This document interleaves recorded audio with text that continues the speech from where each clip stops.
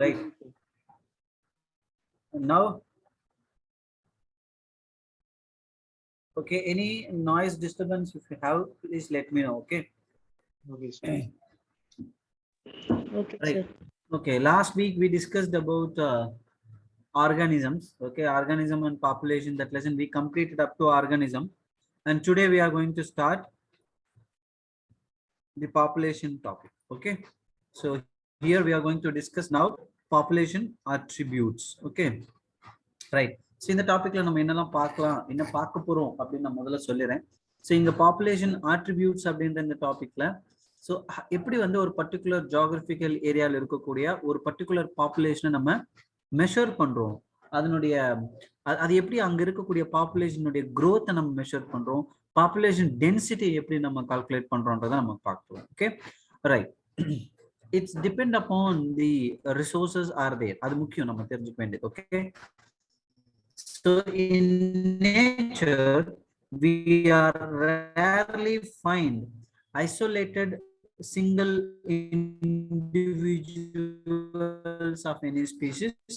Sir, voice break. Majority of them தனியாலாம் என்னங்க Sir, voice break ஆகுது. Voice break ஆகுது sir. வாய்ஸ் பிரேக் ஆகுதா? ஒரு நிமிஷம், என்னுடைய நெட்வொர்க் போரா இருக்குன்னு நினைக்கிறேன்.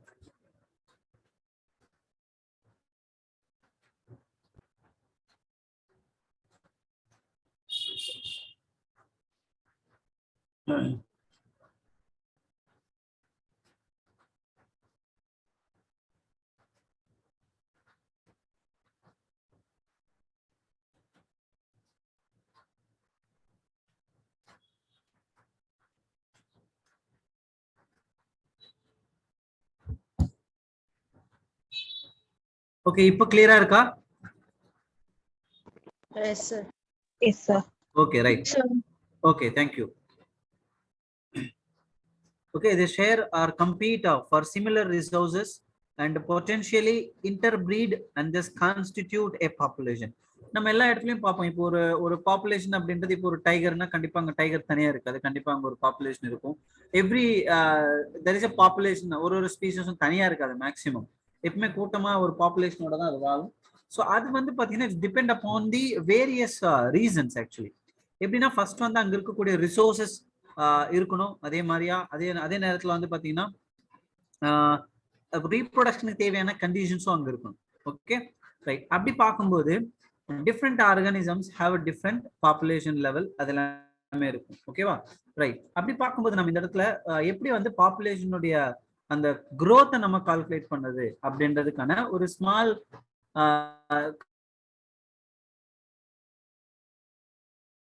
an individual organism does not.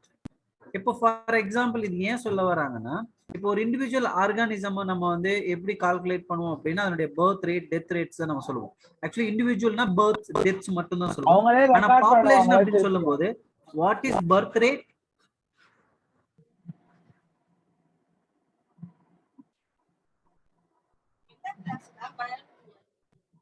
Number of birth in an annum.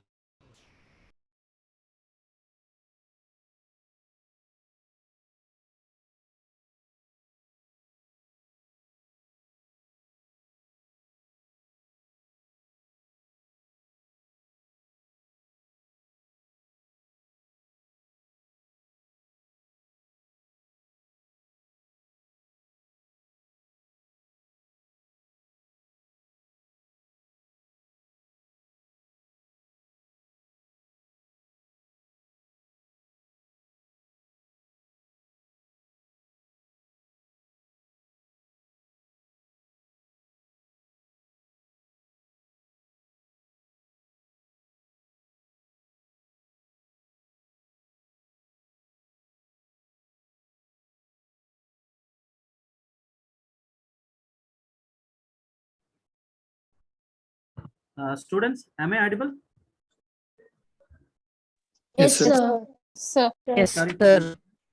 Okay, so கொஞ்சம் இங்க ரெய்னிங்கா இருக்குன்றதால எனக்கு கொஞ்சம் டிஸ்டர்பன்ஸா இருக்கு. ஸோ அதனால நான் ஒரு சின்ன கேப். Okay right.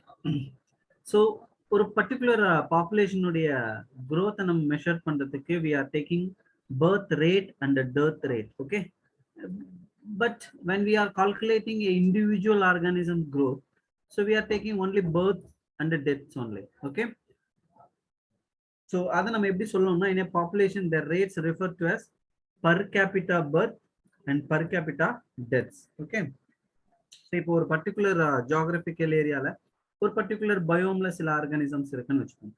அந்த ஆர்கானிசம்ல over the period of time, இப்போ for example year, 2 years, 3 years, so எந்த ஒரு கால்குலேஷன் நீங்க எடுக்கணும்னு நினைக்கிறீங்களோ அந்த ஒரு பர்டிகுலர் டைம் பீரியட்ல அங்க எத்தனை ஆர்கானிசம்ஸ் இருக்கு, பாப்புலேஷனுடைய growth எப்படி இருக்குன்றதை கண்டுபிடிக்கிறதுக்கு per capita டெத்தும் per capita பர்த்தும் தான் நீங்க கால்குலேட் பண்ணணும். ஓகே, பட் அதுக்கான ஒரு சின்ன எக்ஸாம்பிள் கொடுத்துருப்பாங்க. If in a pond there were 20 lotus plants last year, and though reproduction 8 new plants are added and taking the current population to 28. So last year க்கும் இப்போ வந்து பாத்தீங்கன்னா 8 population number வந்து 8 increase ஆயிருக்கு. So we calculate the birth rate as 0.4 offspring per lotus, okay va, per year. So this is the population rate. Okay, growth rate அப்படின்றது நம்ம இப்படி தான் மெஷர் பண்றோம்.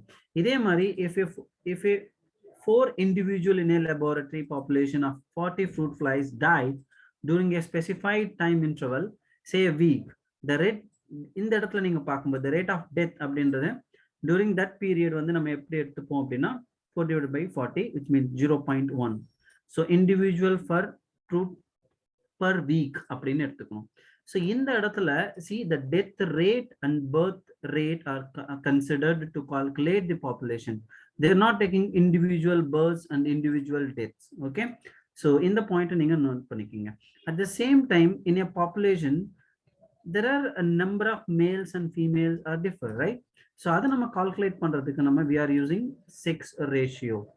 Okay,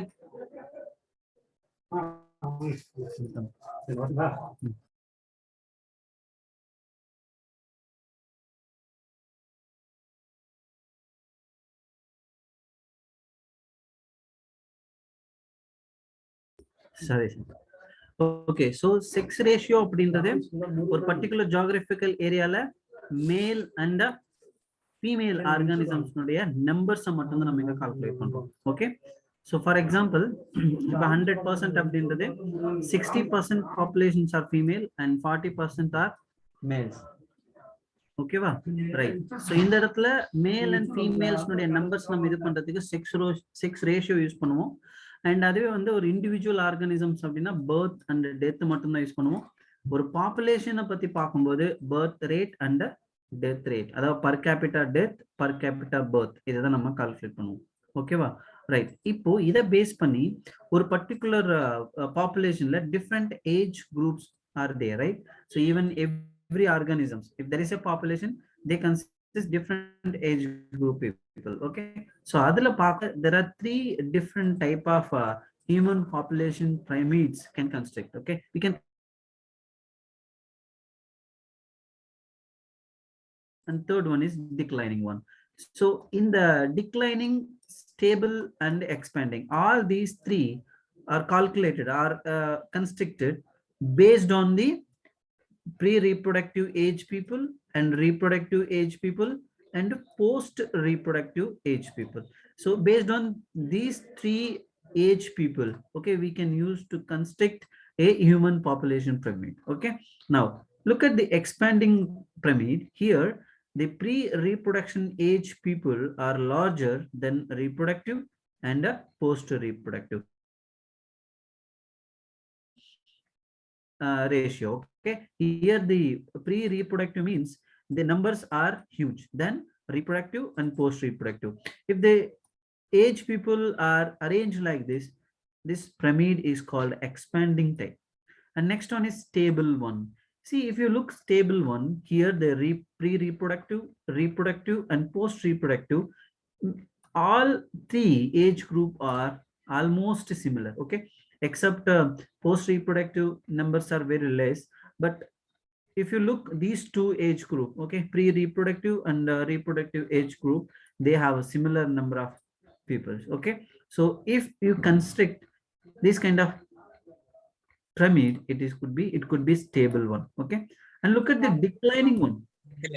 இதுல இது 12 அப்படின்னு என் கிளாஸ்ல யாராவது Surya? இருக்கிறாங்களா?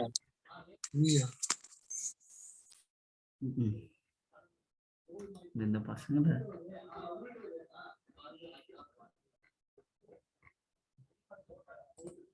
கண்ணா மியூட் பண்ணிருக்கீங்களான்னு என்ஷூர் பண்ணிக்கங்க, okay. Right, next one is declining phase. See, look at the declining pyramid. Here the pre-reproductive people are very very less than reproductive and post-reproductive.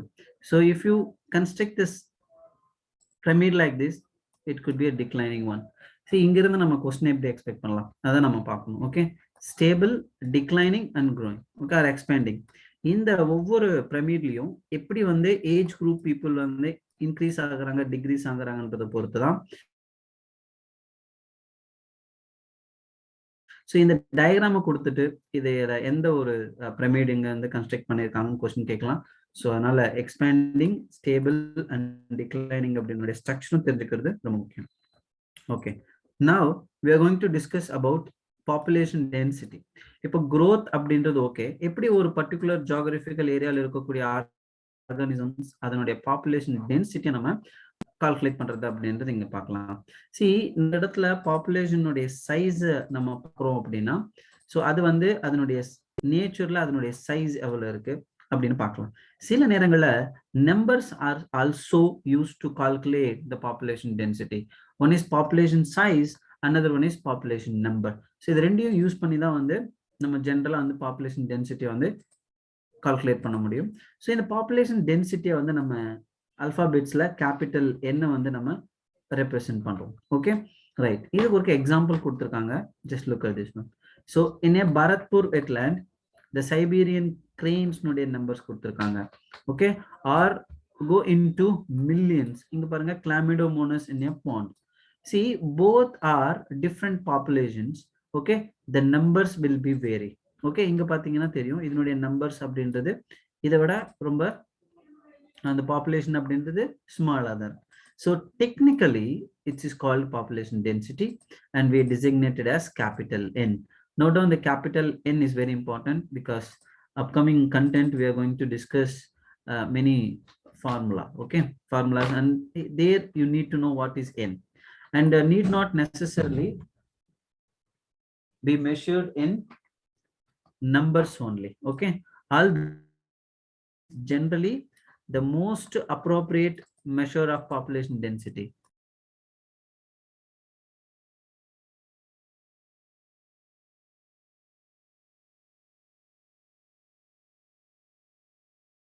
Right.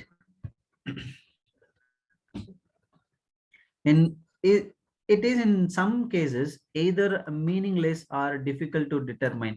நீங்க நம்பரை வச்சு மட்டும் கால்குலேட் பண்ண முடியாது. ஏன் அப்படின்னு பாத்தீங்கன்னா, இப்போ ஃபார் எக்ஸாம்பிள் அதிகமான நம்பர் இருக்கக்கூடிய ஆர்கானிசம்ஸ் அதிகமான பாப்புலேஷன் இருக்குன்னு சொல்ல முடியாது, அந்த டென்சிட்டி அதிகமா இருக்குன்னு சொல்ல முடியாது. For example if 200 carrot grass, okay, Parthenium Esterophorus. See, note down, sometimes இங்க வந்து பாத்தீங்கன்னா கொஸ்டின் நம்ம எப்படி எக்ஸ்பெக்ட் பண்ணலாம்னா, அவங்க கொடுத்துருக்கக்கூடிய மீனிங் இங்க வேற, ஸோ அவங்க இந்த கொடுத்துருக்கக்கூடிய எக்ஸாம்பிள்னுடைய பர்பஸே வேற, பட் எக்ஸ்பெக்ட் பண்ணும்போது டிஃப்ரெண்டா எக்ஸ்பெக்ட் பண்ணலாம். For example Parthenium Esterophorus is a அப்படின்னு சிம்பிளா கொடுத்துட்டு it's a parasite plant, or otherwise it is a carrot grass, or any other name will be used, or they used to construct a sentence or statement, okay. So அப்போ நீங்க இந்த இடத்துல Parthenium Esterophorus is a carrot grass அப்படின்றது கிளியரா தெரிஞ்சிருந்தாதான் அந்த மாதிரியான questions வந்து answer பண்ண முடியும், okay. Here Parthenium Esterophorus, actually it is not a native plant in India, and I hope you people are aware about the first lesson, okay, sexual reproduction in flowering plants. அந்த லெசன்ல நீங்க படிச்சிருப்பீங்க, பாலினேஷன்ல நீங்க படிக்கும்போது சில pollen grains வந்து ஹியூமன்ஸ்க்கு வந்து அலர்ஜியை create பண்ணணும்னு கொடுத்துருப்பாங்க, அதுல கேரட் கிராஸும் ஒண்ணு. இது வந்து பாத்தீங்கன்னா இந்தியால நம்ம அமெரிக்கால இருந்து வீட்டை இம்போர்ட் பண்ணும்போது ஒரு இன்வேசிவ் பிளான்ட்டா தான் இந்தியாக்குள்ள வந்துச்சு. அதுக்கப்புறம் இது எந்த இடத்துலயுமே வளரக்கூடிய ஒரு பிளான்ட்ன்றதால எல்லா இடத்துலயுமே வளர ஆரம்பிச்சிருச்சு. ஸோ அப்படி பார்க்கும்போது இதுக்கான ஒரு சின்ன ஹிஸ்டரியும் நமக்கு இதுக்கு முன்னாடி லெசன்ல இருக்கு. ஸோ அதனால இது ரிலேட்டடா கொஸ்டின் வந்து கேட்கறதுக்கான சான்சஸ் அதிகமா இருக்கும். ஸோ வாட் இஸ் பார்த்தீனியம் ஹிஸ்டிரோஃபோரஸ் அப்படின்றது. Okay, next one. சி இதுக்கு முன்னாடி நம்ம பார்த்தோம் வெறும் நம்பர்ஸ் மட்டும் வச்சு ஒரு பாப்புலேஷன் டென்சிட்டியை நம்ம கன்க்ளூட் பண்ண முடியாது அப்படின்னு. பிகாஸ் ஏன் அப்படின்னு பாத்தீங்கன்னா, சரி இங்க நீங்க பாக்குறீங்க இந்த நம்பர் வந்து 200 இருக்கு. But only one huge banyan tree இருக்குன்னு வச்சுக்கோங்களேன். அதனுடைய லார்ஜ் கனோபி,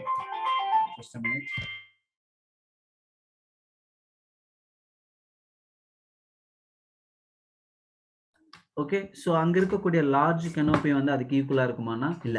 ஒரு சிங்கிள் பேனியன் ட்ரீ அப்படின்றது it is consist more biomass then 200 carrot cross. அப்போ நீங்க நம்பரை பேஸ் பண்ணி மட்டுமே பாப்புலேஷன் டென்சிட்டியை வந்து கால்குலேட் பண்ண முடியுமா அப்படின்னா கண்டிப்பா முடியாது. ஸோ அதனால நம்ம எதர் பயோமாஸும் யூஸ் பண்ணுவோம், அதே நேரத்துல நம்பர் ரெண்டுமே யூஸ் பண்ணி ஒரு ஜென்ரலான பாப்புலேஷன் டென்சிட்டியை நம்ம எடுத்துட்டு வர முடியும். சரி, இந்த கான்செப்ட்ல இருந்து எப்படி கொஸ்டின்ஸ் கேட்கலாம் அப்படின்னா, sometimes here the population density is measured based on the numbers only அப்படின்னு கொடுத்தாங்கன்னா தப்பு. அதே நேரத்தில் பயோமாஸ் அப்படின்னு சொன்னாலும் தப்பு தான். ஓகே, ஸோ ஸ்டேட்மெண்ட் வந்து இன்கரெக்ட் ஸ்டேட்மெண்ட் கேட்கறதுக்கான சான்சஸ் இருக்கு. So you need to know these concept. Okay, right. Okay, இந்த இடத்துல ஆட்ரிபியூட்ஸ்ல இந்த டாபிக்ல இந்த கண்டென்ட் வந்து உழுவ தேவையில்லை. ஓகே, ஸோ இந்த ரீஜன்ல மட்டும் வாட் இஸ் பாப்புலேஷன் டென்சிட்டி, அது எப்படி நம்ம கால்குலேட் பண்றோம், அதுக்கான எக்ஸாம்பிள்ஸ் இங்க என்னென்ன கொடுத்துருக்காங்கன்னு தெரிஞ்சுக்கணும். Okay, right. So next one is population growth. So population க்ரோத்தை நம்ம மெஷர் பண்றதுக்கு நம்ம யூஸ்வலா வந்து இந்த பாயிண்ட்ஸ் நோட் பண்ணுவோம். What is natality, mortality, immigration, emigration. So these are all the important keywords used to measure the growth. So இதுல பேசிக்கா நம்ம natality அப்படின்றது என்ன சொல்லணும்னா, it refers to the number of births during a given period in the population that are added to the initial density. Actually இது வந்து 2019ல கொஸ்டினை கேட்டாங்க. வாட் இஸ் natality அப்படின்ற ரிலேட்டடா ஒரு கொஸ்டின் வந்து 2019ல கேட்டாங்க. ஸோ மேபி நம்ம accept natality we can expect a question about mortality, immigration, emigration அப்படின்றது. Okay, so mortality is the number of deaths in a population during a given period, and immigration அப்படின்றது நல்லா ஞாபகம் வச்சுக்கோங்க. im அப்படின்றது incoming அப்படின்ற மாதிரி ஞாபகம் வச்சுக்கோங்க. For example, if there is a forest A, assume there is a forest A and there is a forest B. Okay, now if there is a migration, okay, from B to A, okay, there is a migration of certain organisms, they are moving from forest B to A. Now this process, okay, which is considered as a immigration in A. இப்போ ஏல நீங்க A ஃபாரஸ்ட்ல இது என்ன நடக்குது அப்படின்னா it's a immigration. ஆனா இப்போ நீங்க if you consider B and here emigration, இங்க இருந்து exit ஆகுது, இங்க incoming. Okay, here they are incoming, here they are exit. Okay, so in the point of view நீங்க இந்த ரெண்டு கான்செப்டும் புரிஞ்சுக்கணும். What is immigration, what is emigration, EMI, IMMI. Okay, so immigration இங்க என்ன கொடுத்திருக்காங்க பாருங்க, is the number of individual of same species that have come into the habitat from elsewhere during the time period under consideration. இப்போ for example ஒரு 1 yearல இந்த B ஃபாரஸ்ட்ல இருந்து A ஃபாரஸ்ட்டுக்கு சேம் இண்டிவிஜுவல் ஸ்பீசிஸ் டிராவல் ஆயிருக்கு அப்படின்னா இப்போ நீங்க ஏ கன்சிடர் பண்ணி பாக்குறீங்க அப்படின்னா that is immigration.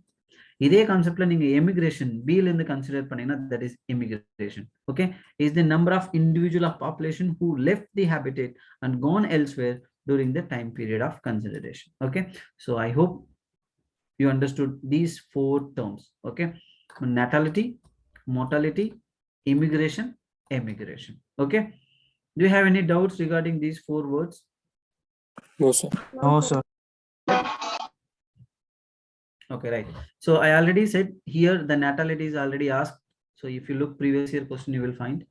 So 2019, I think, I'm not sure 2018, but I think 2018 or 2019. இந்த ரெண்டு வருஷத்துல ஏதோ ஒரு கொஸ்டின்ல தான் இந்த natality வந்து கேட்டிருந்தாங்க.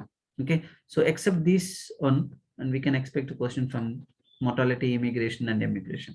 See, based on this, we can construct a formula like this. Okay, so இங்க என்ன கொடுத்திருக்காங்கன்னு பாருங்க. It's a immigration which is incoming. Okay, and at the same time immigration is exit, so that's why they are used minus. Okay, the symbol is denote the numbers are reduced, and here on the adding. Okay, now at the same time natality அப்படின்றது birth, so that's why they are adding plus, and here mortality is just death, அதனால இங்க நம்ம மறுபடியும் minus use பண்றோம். So இதை base பண்ணி நம்ம இந்த இடத்துல ஒரு பாப்புலேஷன் டென்சிட்டியை நம்ம ஒரு பர்டிகுலர் டைம் பீரியட்ல கன்ஸ்ட்ரக்ட் பண்றோம் அப்படின்னா nt plus 1 equal to nt plus b plus I. See, I means immigration.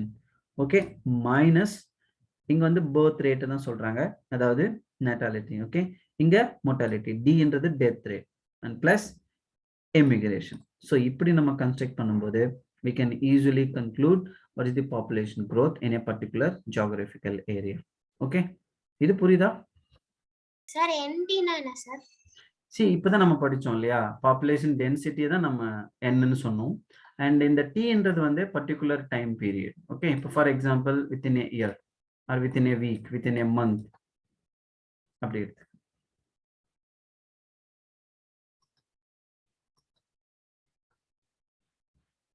Right, வேற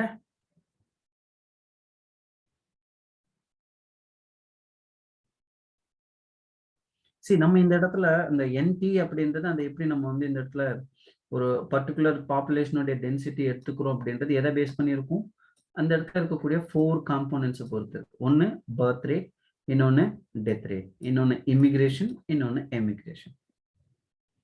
right, now let me talk about growth models. இமிகிரேஷன்னா இங்க உள்ள வரதா சார்? அதாவது இது எப்படின்னா, இப்ப நீங்க பாருங்க IM அப்படின்றது நீங்க எந்த இடத்துல இருந்து அதை பாக்குறீங்கன்னு பொறுத்து இருக்கு.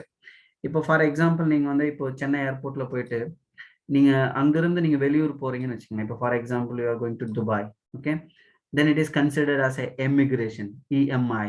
ஆனா நீங்க அந்த கண்ட்ரில போறவங்களுக்கு அது என்ன, உங்களுடைய இன்கமிங்ன்றது அங்க என்னவா தோணும் அப்படின்னா அவங்களுக்கு வந்து அவங்க வந்து இமிகிரேஷன் நினைப்பாங்க.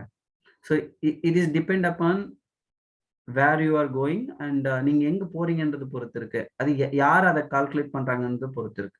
அதான் நான் இந்த இடத்துல சிம்பிளா ஒரு எக்ஸாம்பிள் சொன்னேன்.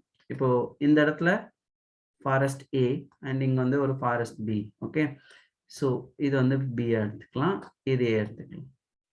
இப்போ ஒரு ஆர்கானிசம், ஒரு பர்டிகுலர் பாப்புலேஷன் வந்து நான் சொன்ன மாதிரி B-ல இருந்து A-க்கு டிராவல் ஆகுதுன்னு வச்சுக்கோங்க.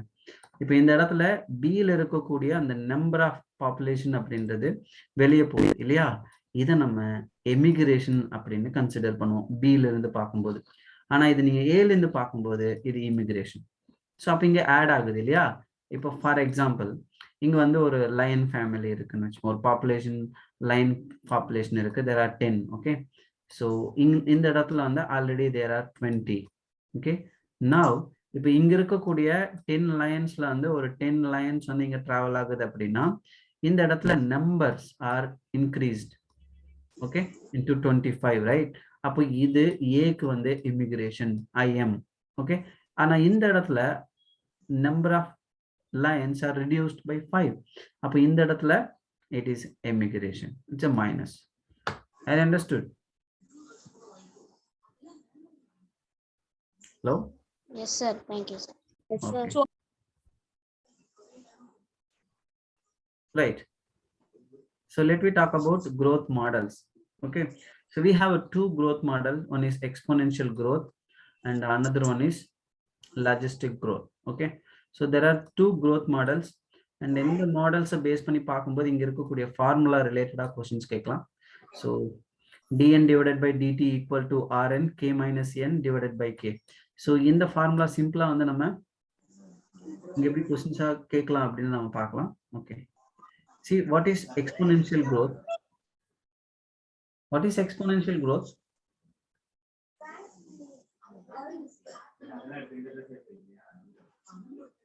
Unmute பண்ணிடுங்க.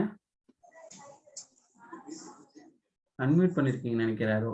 Rufina Evangeline, can you mute it now? Thank you. Okay, so exponential growth என்னன்னு பார்த்தலாம். see if you look at this graph, okay, இந்த இடத்துல population density ஒரு ஆக்சிஸ்லயும் டைம் இன்னொரு ஆக்சிஸ்லயும் சொல்லியிருக்காங்க. ஸோ இங்க நீங்க பார்க்கும்போது b என்ன ரெப்ரசன்ட் பண்ணது பாருங்க. when responses are limiting, the growth plot is logistic, k is carrying capacity, okay. and ஆனா இங்க நீங்க பாத்தீங்கன்னா a அப்படின்றது when the response are not limiting the growth, plot is exponential. தெரியுதா?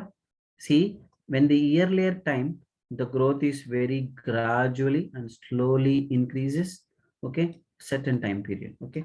So up to here, see here they require lot of nutrients, right?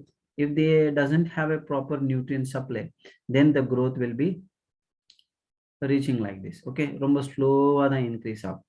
when they get enough amount of resources, okay, all the resources, habitat and food, other resources, okay, if they are available for each and every organism in a population, then the growth could be like this, okay.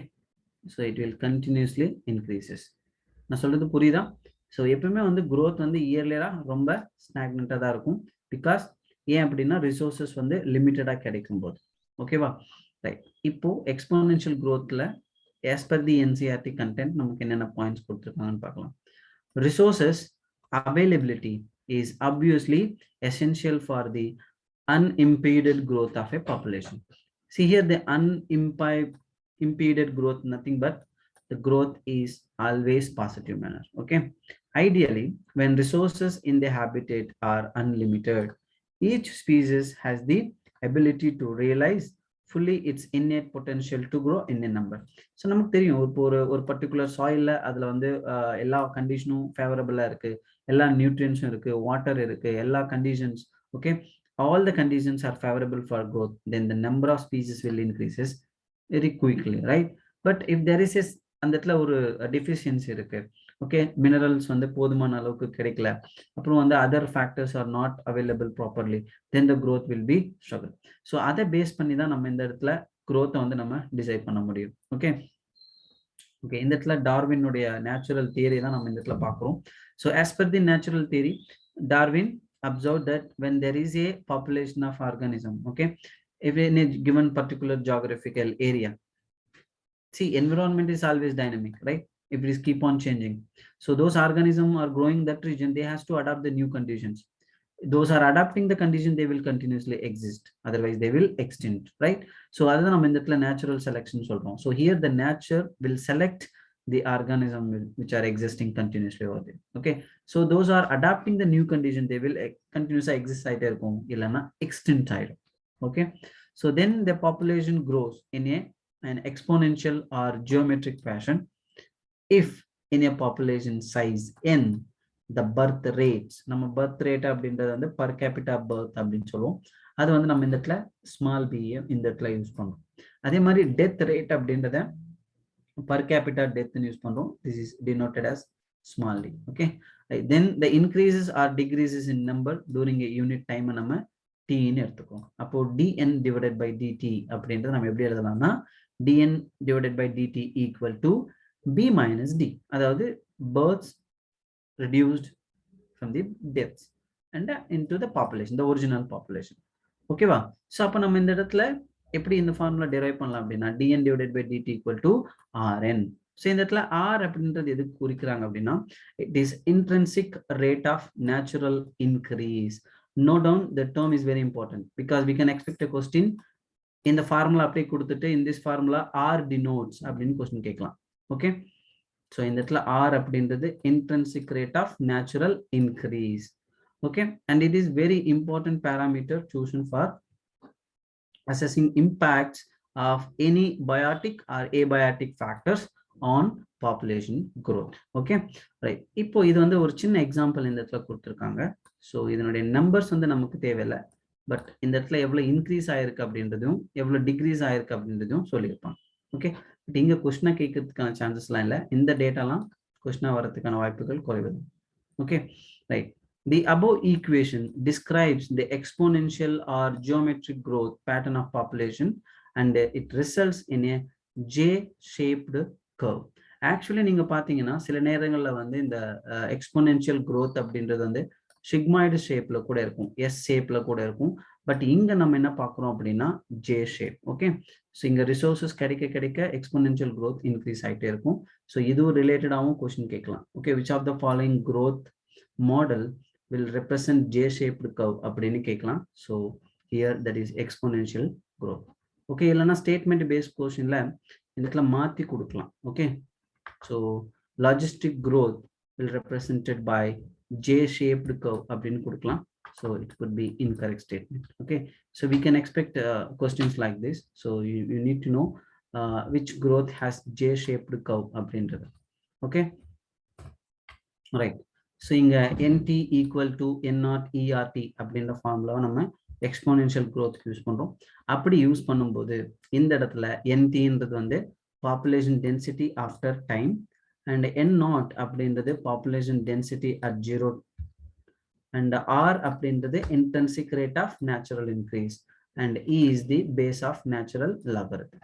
Okay, அதனுடைய வேல்யூவோட மார்க்கும் நீங்க கொடுத்துட்டாங்க. Okay, so இந்த இடத்துல இந்த மறுபடியும் இந்த formula exponential growth ஈக்குவேஷனை கொடுத்துட்டு again here R denotes, E denote, இப்படி தான் வந்து கொஸ்டின் கேட்கறதுக்கான சான்சஸ் இருக்கு.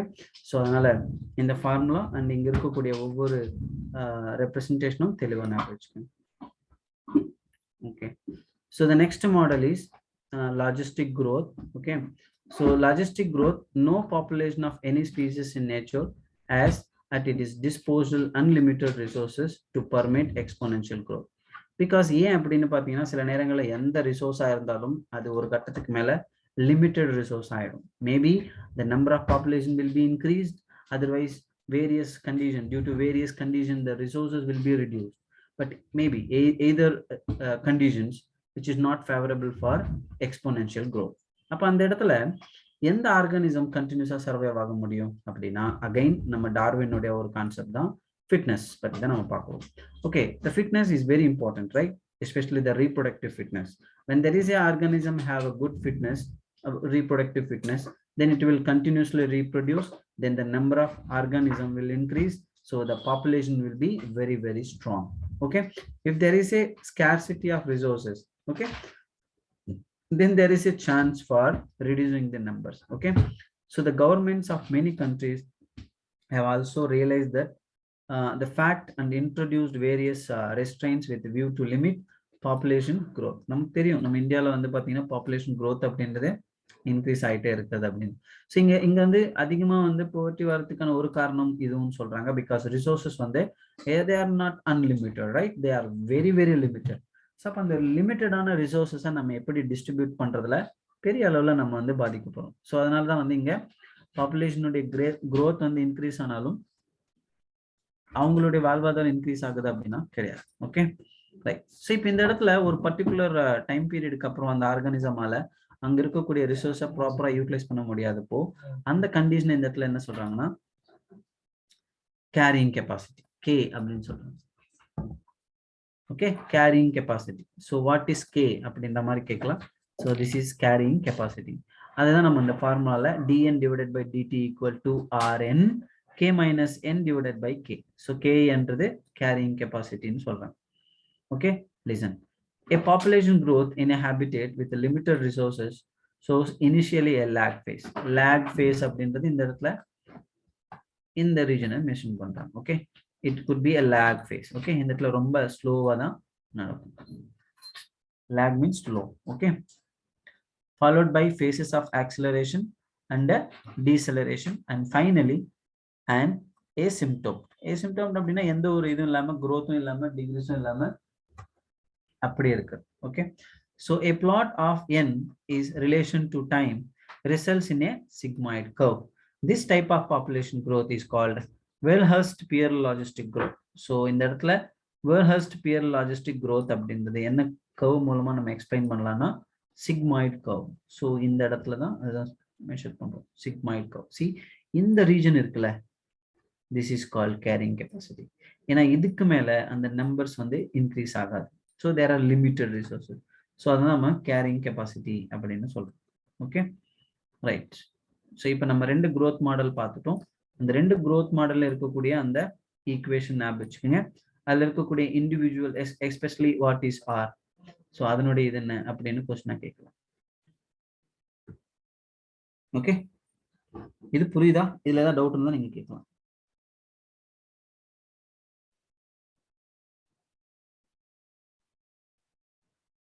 அந்த ஃபார்முலா மட்டும் கொஞ்சம் காமிங்க சார். என்னங்க? நோட் இதுதான் சார். நோட் பண்ணிக்கங்க. இது ரொம்ப இம்பார்ட்டன்ட். What is K? இது இந்த வருஷம் கொஸ்டின் கேட்டாங்கன்னு நினைக்கிறேன் நீட்ல.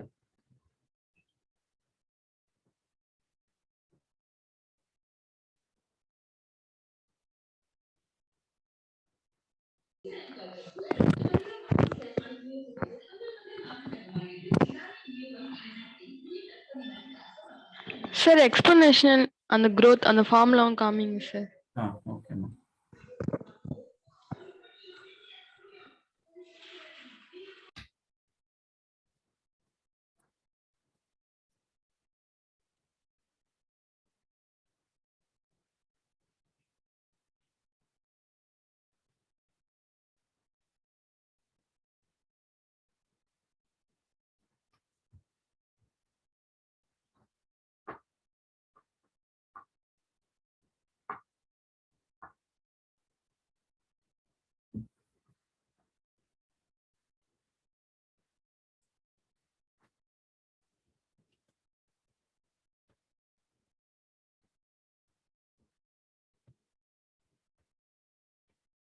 நோட் பண்ணிட்டீங்கன்னா சொல்லுங்க, நம்ம அடுத்து எழுதலாம்.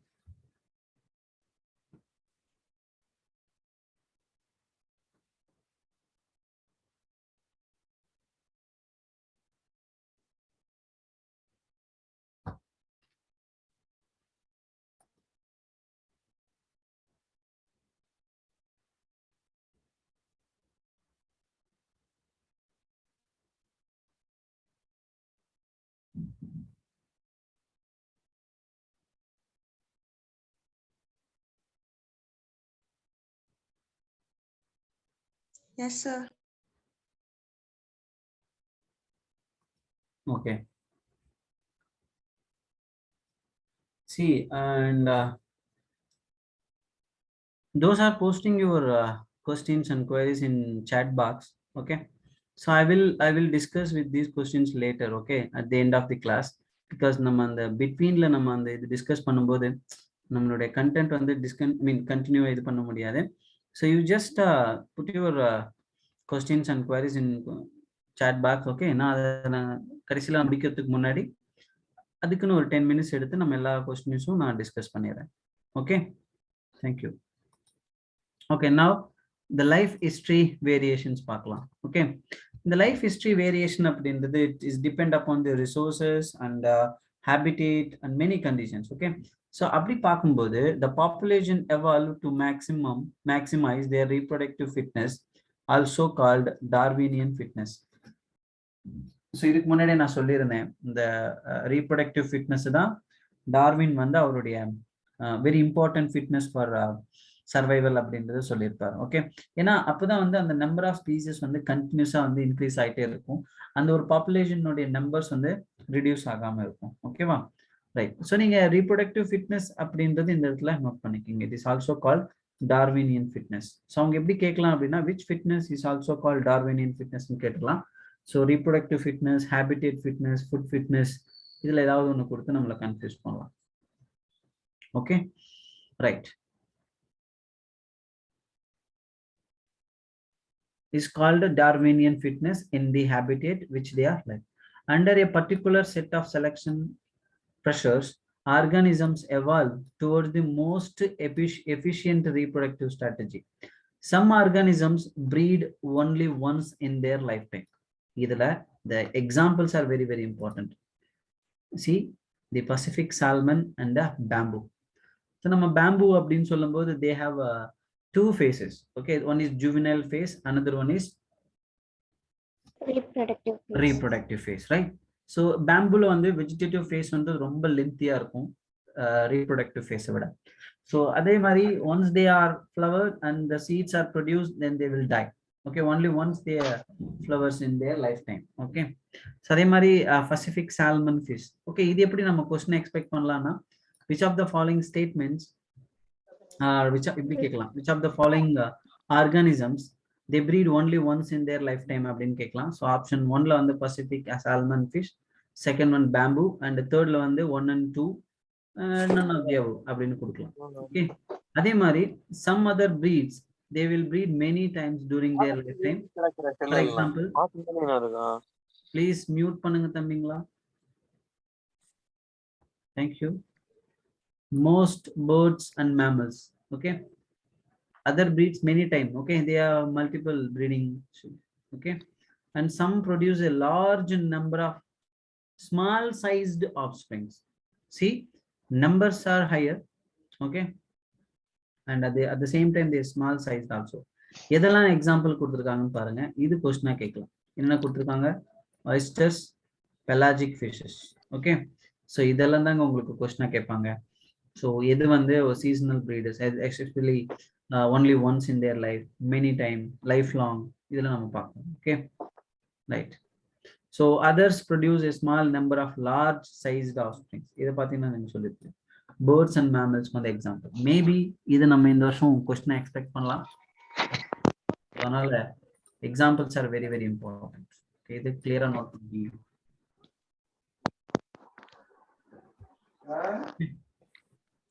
So ecologists suggested that life history traits of organism. என்னங்க மியூட் பண்ண மாட்டேன்றீங்க?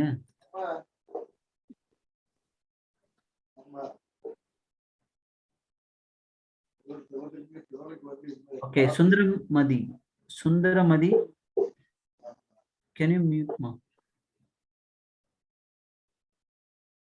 Thank you. Right, so ecologists suggested that life history traits of organisms have evolved in relation to the constraint imposed by abiotic biotic components of the habitat in which they live. இது நம்ம already discuss பண்ணியிருக்கோம். So எந்த ஒரு geographical ஏரியாவில் ஒரு organism வளருதா இருந்தாலும் அங்கே இருக்கக்கூடிய ஏபயோட்டிக் பயோட்டிக் காம்பவுண்ட்ஸை பேஸ் பண்ணி தான் அதனுடைய நம்பர் ஆஃப் பாப்புலேஷன் இன்க்ரீஸ் ஆகும். மேபி ஒரு பர்டிகுலர் இண்டிவிஜுவல் ஆர்கானிசம்னுடைய சர்வைவலும் அதை பேஸ் பண்ணி தான் டிசைட் ஆகும். Okay, so evolution of life history traits in different species is currently an important area. ஏன்னா இதை பேஸ் பண்ணி தான் நம்ம எவல்யூஷன் நடந்ததுக்கான அந்த எவிடன்சஸ் நம்ம தேட முடியும். Okay, right. So here we conclude the population life history variation and அது another very very important topic in this lesson. And every year, okay, நீங்க அட்லீஸ்ட் இயர்லி இப்போ நீங்க பார்த்தீங்கன்னா லாஸ்ட் இயர் இந்த இடத்துல இருந்து கேட்கல, பட் அதுக்கு முன்னாடி வருஷத்துல இருந்து கொஸ்டின் கேட்டிருக்காங்க. ஸோ அதனால அப்கமிங் நீட் எக்ஸாம்ல நம்ம ஒரு கொஸ்டின் வந்து பாப்புலேஷன் இன்ட்ராக்ஷன்ல இருந்து நம்ம எக்ஸ்பெக்ட் பண்ணலாம். ஓகே, அப்போ இந்த இடத்துல பாப்புலேஷன் இன்ட்ராக்ஷன் அப்படின்றது எதை பேஸ் பண்ணி பேசுறாங்க அப்படின்னு பார்த்துடலாம். ஸோ இங்க பாப்புலேஷன் இன்ட்ராக்ஷன் அப்படின்றது இப்போ ஒரு பர்டிகுலர் ஜியாகிரபிக்கல் ஏரியா, இப்போ ஒரு ஃபாரஸ்ட்னு இருக்குன்னு வச்சுப்போம். அந்த இடத்துல இருக்கக்கூடிய ஒரு சில ஸ்பீசிஸ் வந்து இன்ட்ராக்ஷனுக்குள்ள இருக்கும். ஃபார் எக்ஸாம்பிள், ஒரு பர்டிகுலர் பாப்புலேஷன் வந்து இன்னொரு பாப்புலேஷனோட இன்ட்ராக்ட் பண்ணலாம், இல்ல அந்த பாப்புலேஷனுக்குள்ளே, அதாவது intra species interaction or interspecies interaction எப்படி வேணாலும் இருக்கலாம். பட் ஃபைனலா அந்த இன்ட்ராக்ஷனுடைய எண்டில் எந்த ஒரு அனிமல் ஆர் எந்த ஒரு ஆர்கானிசம் வந்து பெனிஃபிட் ஆகுது, எது வந்து தன்னுடைய லைஃபை லாஸ் பண்ணிக்குது அப்படின்றத பொறுத்து தான் இருக்கு. Okay, so some organism may benefit due to interaction and some are not. So அதுதான் நம்ம இந்த இடத்துல டீட்டெயிலாக பார்க்க போகிறோம். ஸோ அதுக்கு வந்து நம்ம இந்த இடத்துல பாப்புலேஷன் இன்ட்ராக்ஷனுக்காக ஒரு சின்ன டேபிள் காலம் கொடுத்துருக்காங்க. Different name of the interaction, different names of the interaction, அது எப்படி நடக்குது, அதுக்கான சிம்பிள்ஸ் என்னன்னு பார்க்கலாம். ஸோ எப்பவுமே வந்து ஒரு ஆர்கானிசம் பெனிஃபிட் ஆகுது அப்படின்னா அது நம்ம பிளஸ் சிம்பிள்ல சொல்லியிருப்போம். இப்போ அங்கே அது வந்து அதுக்கு வந்து ஏதோ ஒரு விதத்துல வந்து அதனுடைய பெனிஃபிஷியல் அப்படின்றது வந்து இல்லாம, ஓகே, அது வந்து அதுக்கு வந்து ஒரு பிரச்சனையா முடியுது அப்படின்னா அது நெகட்டிவ் சிம்பிள் யூஸ் பண்ணியிருப்பாங்க. ஓகேவா? அண்ட் ஜீரோ அப்படின்றது வந்து நியூட்ரல் கண்டிஷனை வந்து எக்ஸ்பிளைன் பண்ணுவாங்க. ஸோ இது நம்ம பார்க்கலாம். So beneficial, detrimental or neutral. Plus அப்படின்றது பெனிஃபிஷியல், மைனஸ் அப்படின்றது detrimental or zero or okay, இது வந்து neutral. Now so what is mutualism? So this is a interaction, it's a type of interaction. So interacting species, okay, for example species A and species B If these two species interact each other, they are benefited. Okay, both are benefited. So ரெண்டு ஸ்பீஷஸும் இன்ட்ராக்ஷன்ல நடக்குது, அந்த ரெண்டு ஸ்பீஷஸ்மே வந்து மியூச்சுவலா benefit ஆகுறதால இதுக்கு mutualism அப்படின்னு சொல்றோம். For example, if you take lichens, okay, so லைக்கன்ஸா இருந்தாலும் சரி, இல்லை வந்து மைக்ரோரைஸா இருந்தாலும் சரி, they are benefitted each other. Okay, so இப்போ லைக்கன்ல நம்ம பார்த்தோம், லைக்கன்ல வந்து there are two part. Okay, fungal part ஒன்று இருக்கும், ஆல்கல் பார்ட் இருக்கும். ஆல்கல் பார்ட் அப்படின்றது வந்து நம்ம பைக்காலஜின்னு சொல்லுவோம், அதே மாதிரி ஃபங்கை பார்ட் வந்து மைக்காலஜின்னு சொல்லுவோம். So both phycology and mycology, okay, அந்த பைகோபியன்ட் மைகோபியன்ட் அப்படின்னு தான் சொல்லுவோம். ஆக்சுவலி அந்த ஸ்டடி ஆஃப் ஃபங்கை வந்து நம்ம மைக்காலஜின்னு சொல்லுவோம், ஸ்டடி ஆஃப் ஆல்கேன்றது பைக்காலஜி. ஸோ அதை பேஸ் பண்ணி பார்க்கும்போது த பைகோபியன்ட் அப்படின்னு சொல்லக்கூடிய அந்த ஒரு லைக்கனுடைய பார்ட் அந்த இடத்துல வந்து அந்த ஒரு ப்ராசஸ்க்கு, ஃபார் எக்ஸாம்பிள் ஃபோட்டோசிந்தசிஸ் அதை கண்டக்ட் பண்ணும். அப்போ அந்த ஃபோட்டோசிந்தசிஸ் தேவையான வாட்டர் மினரல்ஸ் யார் எடுத்து கொடுப்பாங்க அப்படின்னா மைக்கோபியன்ட் பார்ட் வந்து எடுத்து கொடுக்கும். அப்போ அப்புறம் ஃபுட் சிந்தசிஸ் ஆனதுக்கு அப்புறம் அகைன் பைக்கோபியன்ட் பார்ட்ல இருந்து மைக்கோபியன்ட் பார்ட் வந்து ஃபுட் கிடைக்கும். ஸோ இது வந்து ரெண்டு ஆர்கானிசமே வந்து மியூச்சுவலா வந்து பெனிஃபிட் ஆகிட்டு இருக்கும், அதனுடைய அந்த ஒரு சிம்பயாட்டிக் ரிலேஷன்ஷிப்னு சொல்லுவோம். அப்போ இந்த இடத்துல மியூச்சுவலிசம்க்கு ஒரு பெஸ்ட் எக்ஸாம்பிளா இதை நம்ம எடுத்துக்க முடியும். Okay, and the second interaction is competition. See, in a competition, both the interacting species may detrimental. Okay, so அந்த ரெண்டுத்துக்குமே பாதிப்பு ஏற்படலாம். ஓகே, ஆனா நெக்ஸ்ட் பிரிடேஷன்ல பாருங்களேன், கண்டிப்பா the predator will beneficial. Okay, it will benefited and the prey will be detrimental. Okay, so prey அந்த எந்த ஒரு ஆர்கானிசம் வந்து பிரெடேட்டரால பிரெடேட் பண்ணுதோ அப்ப கண்டிப்பா அதனுடைய numbers. Example lion, deer. Yes, very good example, right. So everybody available. Then next on the parasitism. Again, parasitism and predation both have a same symbols. Okay, because in one organism will benefited, another one is detriment. Okay, so next one is commensalism. So commensalism, one in the interaction between two organisms, one will be benefited and another one is neither harm nor benefited. Okay, so அதுக்கு எந்த ஒரு பிரச்சனையும் இல்லாம அது பாட்டுக்கு அப்படியே சைலண்டா இருந்தோம். இப்போ ஃபார் எக்ஸாம்பிள் ஒரு கேட்டல் எர்கட்டை நீங்க எல்லாரும் பார்த்திருப்பீங்க. ஓகே, ஸோ ஒரு கேட்டல் மேல ஒரு எர்கட், அந்த ஒரு பேர்டு வந்து உட்காந்துருக்கும். ஸோ அதனால அந்த ஒரு கேட்டலுக்கு எந்த பாதிப்புமே இல்லாம இருக்கும். ஆனா அந்த ஒவ்வொரு தடவை அந்த கேட்டில் அந்த ஃபீல்டுல நடக்கும்போது அந்த இடத்துல இருந்து ரைஸ் ஆகக்கூடிய அந்த வாட்டர் பாடியில நிறைய ஃபுட்டு வந்து அந்த ஏர்கெட்க்கு வந்து கிடைக்கும், அந்த பேர்டுக்கு வந்து கிடைக்கும். அப்போ அந்த ஒரு இன்ட்ராக்ஷன் அப்படின்றது போத் ஆர், ஐ மீன் ஒருத்தவங்களுக்கு எந்த பிரச்சனையும் இல்லை, இன்னொரு ஆர்கானிசம்க்கு வந்து அது பெனிஃபிஷியலா தான் இருக்கும். அந்த கேட்டல் எர்கெட்க்கு வந்து கண்டிப்பா அது வந்து எந்த விதத்துலயும் வந்து பாதிப்பு இல்லை, ஏன்னா அதுக்கு வந்து ஃபுட்டு கிடைக்குது. அதே நேரத்துல அந்த கேட்டலுக்கு அது உட்காரதால எந்த பாதிப்பும் கிடையாது. ஸோ இது வந்து கமென்சலிசம்க்கு ஒரு சின்ன எக்ஸாம்பிள். நெக்ஸ்ட் வந்து அமென்சலிசம். அமென்சலிசம்ல இன்ட்ராக்ஷன் நடக்கக்கூடிய ரெண்டு ஸ்பீசிஸ்ல ஒரு ஸ்பீசிஸ்க்கு வந்து டெட்ரிமெண்டலா இருக்கும் அந்த ஒரு இன்ட்ராக்ஷன், இன்னொரு ஆர்கானிசம்ஸ்க்கு எந்த பிரச்சனையும் இல்லாம இருக்கும். ஃபார் எக்ஸாம்பிள், இப்போ ஒரு காட்டுல வந்து ஒரு ஃபாரஸ்ட்ல ஒரு லைன் நடந்து இல்ல ஒரு எலிஃபென்ட் நடந்து போகுதுன்னு வச்சுக்கோங்களேன், அது பாட்டுக்கு நடந்து போயிட்டு இருக்கு இல்லையா. ஆனா அதுக்கு காலில் கீழே ஏதாவது ஒரு சின்ன அனிமல் இல்ல சின்ன ஸ்பீசிஸ் வந்து இல்ல சின்ன ஆர்கானிசம் வந்து மாட்டிச்சுன்னா அது இறந்து போயிடும். அப்போ அதனால அந்த இன்ட்ராக்ஷன்ல ஒரு ஸ்பீசிஸ் வந்து கண்டிப்பா ஹார்ம்ஃபுல்லா இருக்கும், அதுக்கு இன்னொரு ஆர்கானிசம்ஸ்க்கு எந்த விதத்துலயும் அதுக்கு பாதிப்பு இருக்காது. இதுதான் நம்ம அமென்சலிசம் சொல்றோம். நான் ரொம்ப சிம்பிளா சொல்லியிருக்கேன். அமென்சலிசம் பெனிஃபிட்டும் கிடையாதுல்ல சார்? இல்ல அது பெனிஃபிஷியலும் கிடையாது. அதான் சொல்றேனே, இப்ப அந்த பூச்சியை மெரிக்கிறதால இல்ல ஒரு சின்ன பூச்சி அந்த யானை மெரிக்கிறதால அதுக்கு என்ன பெனிஃபிட் கிடைச்சிட போகுது? அதனால அதுக்கு எந்த பிரச்சனையும் கிடையாது, அது பாட்டு நடக்குது, அவ்வளவுதான். ஆனா கமென்சலிசம் வந்துட்டு பெனிஃபிட்டட் ஆகும். ஆமா, ஒரு ஆர்கானிசம் பெனிஃபிட் ஆகும், இன்னொன்னு வந்து இதாகும். இப்போ ஃபார் எக்ஸாம்பிள் இருங்களேன், நான் கமென்சலிசம்க்கு ஒரு எக்ஸாம்பிள் சொல்றேன். See, look at this. This is the interaction in which one species benefit and other is neither harmed nor benefited. An orchid growing as an epiphyte on a mango branch. And இப்போ நீங்க இதை பாத்தீங்கன்னா தெரியும், ஒரு orchid வந்து ஒரு mango plant மேல வளருதுன்னு வச்சுக்கோங்களேன். ஒரு எபிஃபைட்னா மரத்து மேல அது வந்து சப்போர்ட்டிவ் ஆர்கானிசமா வளருதுன்னு வச்சுக்கோங்க. சரவுண்ட் பண்ணி வளருது. எஸ். அப்படி வளரும்போது அதனால அந்த மேங்கோ பிரான்ச்க்கு வந்து ஐ மீன் அதனால எந்த பெனிஃபிட்டும் பாதிப்புலாம் கிடையாது. ஆனா அந்த ஆர்ச்சிட் வந்து மேபி அதுக்கு பெனிஃபிட்டா இருக்கலாம். அதே மாதிரி அந்த பார்னக்கல்ஸ் growing on the back of a whale benefits while either the mango tree nor the whale are derives any apparent benefit. அதனால எந்த பிரச்சனையும் கிடையாது, இப்போ பெனிஃபிட்டும் கிடையாது. இப்போ ஆர்ச்சிட் வளர்றதால மேங்கோக்கு எந்த ஒரு பெனிஃபிட்டும் கிடையாது. ஓகே, அதே மாதிரி பார்னக்கல்ஸ் வந்து வேல்ஸ் பின்னாடி போறதால வேல்ஸ்க்கு எந்த பாதிப்பும் கிடையாது. ஓகே, பட் இந்த பார்னக்கல்ஸ் வந்து அந்த வேல்ஸ் கன்சியூம் பண்ணி அதுல இருந்து மிச்சமாகக்கூடிய அந்த ஃப்ரூட் அதே மாதிரி ஷெல்டராகவும் அது வந்து எடுத்துக்கும். ஓகே, ஸோ அப்போ ஒரு ஆர்கானிசம் வந்து இந்த இடத்துல பெனிஃபிட் ஆகுது, இன்னொன்று வந்துக்கு எந்த பிரச்சனையும் இல்லை. அதுதான் நம்ம கமென்சியலிசம்னு பார்க்கணும். ஸோ அடுத்து செகண்ட் எக்ஸாம்பிள் என்ன கொடுத்துருக்காங்க, நாங்கள் சொன்ன அந்த கேட்டல், எர்கட் அண்ட் கிரேசிங் கேட்டல், they have a close association, right? இது நம்ம எல்லாரும் ஊர்ல பார்த்துருப்போம், இல்லை நம்ம ஃபீல்டுல எங்கேயாவது நடக்குது நம்ம பார்த்துருக்கலாம். ஓகே, ஸோ அந்த இடத்துல வந்து அந்த எர்கெட்க்கு வந்து எந்த விதத்துலையுமே வந்து அந்த ஒரு கேட்ல அது ஹார்ம் பண்ணாது, அதுக்கு எந்த ஒரு பிரச்சனையும் கொடுக்காது.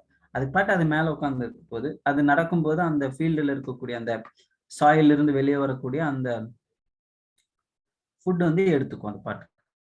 ஓகே, அதனால அந்த கேட்டலுக்கும் பிரச்சனை இருக்காது. இது வந்து கமென்சியலிசம்க்கு another எக்ஸாம்பிள். இன்னொரு எக்ஸாம்பிளும் கொடுத்துருப்பாங்க இந்த இடத்துல. Okay, so another example of commensalism is the interaction between sea anemone, okay, that has stinging tentacles and a clownfish. Clownfish என்ன தெரியுமா? clownfish எல்லாருக்கும் தெரிஞ்சிருக்கும் அது. ஓகே, ஃபைண்டிங் நீமோ அப்படின்னு ஒரு ஹாலிவுட் மூவி இருக்குல்ல, அதுல வரக்கூடிய அந்த ஃபிஷ் ஹீரோ தான் வந்து கிளான் ஃபிஷ். எஸ், ஸோ அந்த கிளான் ஃபிஷ் வந்து they are hiding behind the sea anemone tentacles. அதனால என்ன ஆகும்னா அந்த ஸ்டிங்கிங் டென்டிகல்ஸ்க்கு நடுவில் இது போய் இருக்கும்போது வேற எந்த ஒரு இதனுடைய ப்ரிடேட்டர்ஸ் வந்து இந்த கிளான் ஃபிஷ் வந்து பிடிக்க முடியாது. ஓகே, ஸோ அப்போ அந்த இடத்துல வந்து clown fish benefited, but the sea anemone neither harm nor benefit. Okay, so adhe mari the fish gets protection from the predators which stay away from the stinging tentacles. Okay, so the anemone does not appear to derive any benefits by hosting the clownfish. So appo neenga indha edathila commensalismla ethana example paathirkeenga, இது ரிலேட்டடா questions கேட்கலாம். எந்தெந்த interaction வந்து கமென்சியலிசம் அப்படின்னு question கேட்கலாம். அப்போ அந்த orchids growing on epiphyte on a mango branch ஒன்னு, ரெண்டாவது வந்து கேட்டல், எர்கெட் அண்ட் கிரேசிங் கேட்டல், அண்ட் தேர்ட் வந்து பாத்தீங்கன்னா சி அனிமோன், எஸ், 3 எக்ஸாம்பிள்ஸ் வந்து இங்க கொடுத்துருப்பாங்க. நெக்ஸ்ட் வந்து மியூச்சுவலிசம்க்கு நான் ஆல்ரெடி சொன்ன மாதிரி லைகன்ஸ் பேசியிருப்பாங்க அண்ட் மைக்ரோரைஸா பத்தி பேசியிருப்பாங்க, இது ஒரு எக்ஸாம்பிள். Okay, right. பட் சில நேரங்கள்ல என்ன ஆகும் அப்படின்னா இந்த இடத்துல இன்னொரு எக்ஸாம்பிளும் நம்ம இங்க பார்க்க போறோம். ஓகே, ஒரு சில ஆர்கானிசம்ஸ் வந்து தன்னுடைய கேரக்டரிஸ்டிக் ஃபியூச்சர்ஸை மாற்றும் போது, ஓகே, அந்த மியூச்சுவலிசம்ல சிலது மட்டும் பெனிஃபிட் ஆகும், சிலதுக்கு எந்த ஒரு பிரச்சனை இல்லாமல் கூட இருக்கும், சிலதுல ஹார்ம்ஃபுல்லும் வரும். ஸோ அதுக்கான ஒரு சின்ன எக்ஸாம்பிள் தான் நம்ம இங்க பார்க்க போறோம். Okay, right. The most spectacular and evolutionary fascinating example of mutualism are found in plant animal relationship. இதுங்களா டேபிள் சார்? ஓகே, இது நோட் பண்ணிக்கோங்க. அப்போ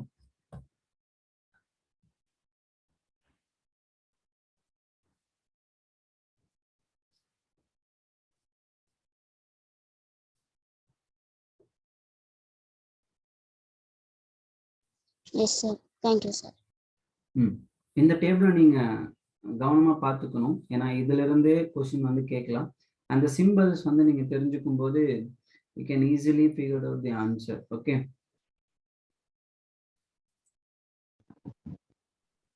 right? Yes, sir. Okay,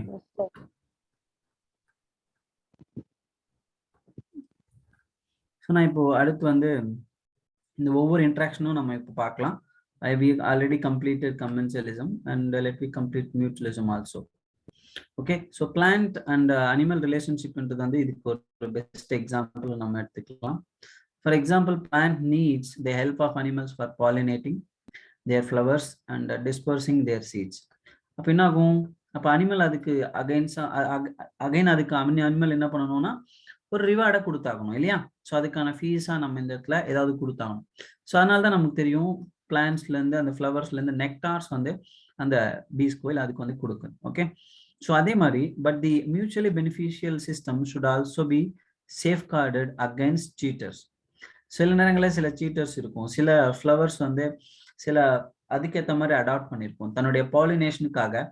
அதுல எந்த ஒரு நெக்டாரும் இல்லாம இருக்கும். ஆனா அந்த ஒரு கண்டிஷன் அவாய்ட் பண்ணுறதுக்காக அந்த நெக்டார் இல்லாம எந்த ஒரு பியும் வந்து அதோட அட்ராக்ட் பண்ண முடியாததால it have a different mechanism. So அதை நம்ம இங்க பார்க்கலாம். இது நம்ம என்ன சொல்றோம்னா கோ எவல்யூஷன் அப்படின்ற ஒரு கான்செப்ட்குள்ள எடுத்துட்டு வரும். அது எப்படின்னா இப்போ அந்த ஃப்ளவர் டெவலப் ஆகும்போது அந்த ஃப்ளவர் வந்து அதுக்குன்னு ஒரு யூனிக் கேரக்டர் இருக்கு. அதுல வந்து நெக்டார்லாம் கிடையாது. ஆனா அங்க இருக்கக்கூடிய அனிமல்ஸை அந்த ஒரு பாலினேஷனுக்காக அட்ராக்ட் பண்ணுன்றதுக்காக அது வந்து மாடிஃபை ஆகுது. அது நம்ம கோ எவல்யூஷன் அப்படின்னு சொல்றோம். ஓகேவா? ஸோ கவனிங்க, coevolution of the mutualist that the evolutions of the flower and the pollinating species are tightly linked with one another. In many species of fig trees, not down fig trees, there is a tight one-to-one relationship with the pollinator species of wasp. So பொதுவாக நம்ம இந்த wasp அப்படின்றது வந்து இந்த ஃபிக் ஃப்ரூட்ல வந்து பார்த்தீங்கன்னா நீங்க கேள்விப்பட்டிருப்பீங்க, அத்திப்பழத்துல பூச்சி இருக்கும் அப்படின்லாம் புழு இருக்கும் அப்படின்னு கேள்விப்பட்டிருப்பீங்க. அதுக்கான காரணம் இதுதான். ஸோ வாஸ்ப் வந்து அதுல போய் வந்து தன்னுடைய எக்ஸ் வந்து லே பண்ணிடு. அப்ப என்ன ஆகும்னா இட் ப்ரொவைட்ஸ் ப்ரொடெக்ஷன். ஸோ அந்த ஃபிக் பிளான்ட்டுக்கு வந்து பாலன் டிரான்ஸ்போர்டேஷன் நடந்த மாதிரி இருக்கும்.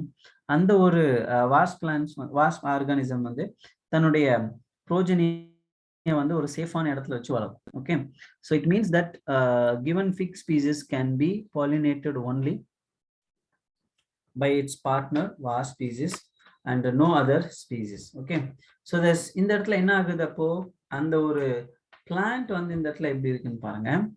So the female wasp use the fruit not only as an oviposition. Okay, oviposition அப்படின்னா egg laying, but uses the developing seeds within the fruit for nourishing its larva.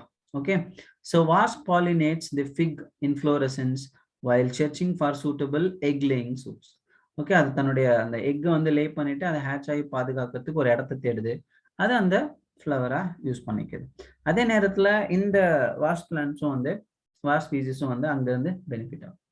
Okay, so another example, orchid show a bewildering diversity of floral pattern, many of which have evolved to attract the right pollinator insect and ensure guaranteed pollination by it.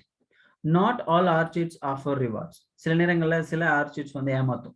அதை நம்ம இங்க பார்க்க போறோம். Okay, the Mediterranean orchid, the name of the Mediterranean orchid is very important. That is called Ophrys அப்படின்னு. Okay, இந்த name மறந்துடாதீங்க, Ophrys. Okay, this is Mediterranean orchid. இது கூட நம்ம क्वेश्चन கேட்கலாம். So what is Mediterranean orchid அப்படின்னு கேட்கலாம், இல்லை ஆர்ஃபிஸ் அப்படின்றது எதுக்கு எக்ஸாம்பிள்னு கேட்கலாம். Actually it employees sexual decide. அப்போ இந்த இடத்துல செக்ஷுவல் டிசைட்னா என்ன அப்படின்னு பார்த்தீங்கன்னா, ஸோ இந்த ஆர்கானிசம்னுடைய அந்த பிளான்ட்னுடைய ஒரு சில ஃப்ளவர்ஸ் வந்து அந்த வாஸ்ப்னுடைய ஃபீமேல், ஃபார் எக்ஸாம்பிள் அந்த ஒரு பியா இருக்கலாம்னு வச்சுக்கோங்க. ஸோ அது வந்து ஃபீமேல் மாதிரியே இருக்கும். அந்த லீஃப் ஸ்ட்ரக்சர், அந்த பெட்டல் ஸ்ட்ரக்சர் எல்லாமே வந்து பார்க்கறதுக்கு வந்து ஒரு ஃபீமேல் பி மாதிரி இருக்கும். ஸோ அப்போ என்ன ஆகும்னா மேல் பி வந்து மேட்டிங்காக அது ஒரு ஃபீமேல் பே அப்படிதான் சொல்லிட்டு பின்னு சொல்லிட்டு அது மேலே வந்து மேட்டிங்க்கு இது பண்ணும்போது automatically the flower will shed their pollen grains on the feet of wasp or bee. அப்போ அடுத்த பீட்டில் அது அதே மாதிரி வேற ஃப்ளவர்ல போய் இது பண்ணும்போது there is a pollination. Okay, so one petal of its flower bears an uncanny resemblance to the female of the bee in size, color and marking. எல்லாமே எப்படி எவால்வ் ஆயிருக்கு பாருங்க. அந்த பிளான்ட்ஸ் எவால்வ் ஆன மாதிரி அந்த இன்செக்ட் எவால்வ் ஆன மாதிரி அந்த பிளான்ட்டும் எவால்வ் ஆயிருக்கு பாருங்க. இதுதான் நம்ம கோ எவல்யூஷன் அப்படின்ற கான்செப்ட் குள்ள எடுத்துட்டு வரோம். Okay, so the male bee is attracted to what it perceives as a female. So அதான் நம்ம இந்த இடத்துல pseudocoplates. So pseudocoplates, they are associated with Ophrys, Mediterranean orchid. Okay, right. So when this same bee pseudocoplates with another flower, it transfer pollens to it and thus the pollination the flower. So இது நம்ம ஒரு மியூச்சுவலிசம்க்கு எக்ஸாம்பிளா எடுத்துக்கிறோம். அதே நேரத்துல சில plant species வந்து எப்படி வந்து அதுல இருந்து ஓவர் கம் பண்ணி வருதுன்னு நம்ம இங்க கொடுத்துருக்கோம். ஓகேவா? So we completed 2 interactions. Okay, the next one is parasitism. Okay, let me discuss about parasitism. So this is another very very important interaction. Okay, கண்டிப்பா இதுல நம்ம சிம்பிள் பார்க்குறோம், ஒரு பிளஸ் இருக்கும் ஒரு மைனஸ் இருக்கும். ஒரு ஆர்கானிசம் இதுல பெனிஃபிட்டட், another ஆர்கானிசம் வந்து அதுக்கு டெட்ரிமெண்டலா இருக்கலாம் அந்த ஒரு இன்ட்ராக்ஷன். ஓகே, ஸோ இதுக்கு வேரியஸ் எக்ஸாம்பிள்ஸ் நமக்கு இங்க கொடுத்துருக்காங்க, அதை பத்தி இப்போ நாம பார்க்கலாம். Okay, so considering that the parasite mode of life ensures free lodging and meals, it is not surprising that parasitism has evolved in so many taxonomic groups from plants to higher vertebrates. So many parasites have evolved to be host specific in such a way that both host and parasite tend to co-evolve. ரெண்டுமே சரிசமமா evolve ஆகும். Okay, that is, if the host evolves special mechanism for rejecting or resisting the parasite has to evolve mechanism to counteract and neutralize them. See, இது எங்க நடக்குது அப்படின்னா இப்போ நடந்துட்டு இருக்கு ஹியூமன் பீயிங்ஸ்க்கு. ஓகே, இப்போ வைரஸ்க்கும் ஹியூமன்ஸ்க்கும் ஒரு பெரிய இன்ட்ராக்ஷனே போயிட்டு இருக்குல்ல, இப்போ நமக்கும் கொரோனா வைரஸ்க்கும் இல்லையா? ஸோ ஒவ்வொரு தடவை நம்ம வந்து we are getting immunity. At the same time, the virus also evolving in different form. So நமக்கு 2019 வரும்போது it is considered as COVID-19. It's named as a COVID-19.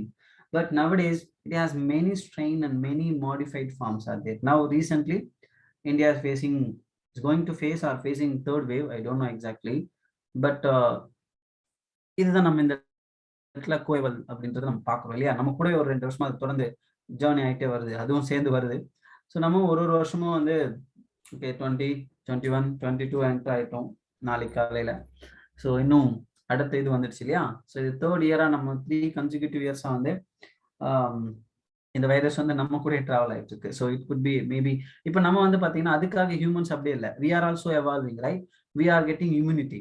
So ஒவ்வொரு டைப் வரும்போதும் நம்ம அதுக்கேற்ற மாதிரி நம்மளுடைய இம்யூனிட்டியும் வந்து கெயின் பண்ணிட்டு இருக்கோம் இல்லையா? So it is a kind of coevolution. Okay, so happening between 2 organisms. அதே மாதிரி நீங்க நிறைய பாக்டீரியாஸ்ல பாத்தீங்கன்னா இப்போ டிபி எல்லாம் எடுத்துக்கிட்டீங்க அப்படின்னா அந்த டிசீஸ் எல்லாம் இன்னைக்கு மல்டி ட்ரக் ரெசிஸ்டன்ட் வந்தாச்சு. அப்படின்னா நீங்க எந்த ட்ரக் கொடுத்தாலும் அது பாட்டுக்கு அதுக்கு ரெசிஸ்டன்ஸ் வளர்த்துக்கிட்டே இருக்கு. அப்ப இந்த இடத்துல இதுவும் வந்து கிட்டத்தட்ட நம்ம பாடி அதுக்கேற்ற மாதிரி போராடுதுன்னு வச்சுக்கோங்களேன்.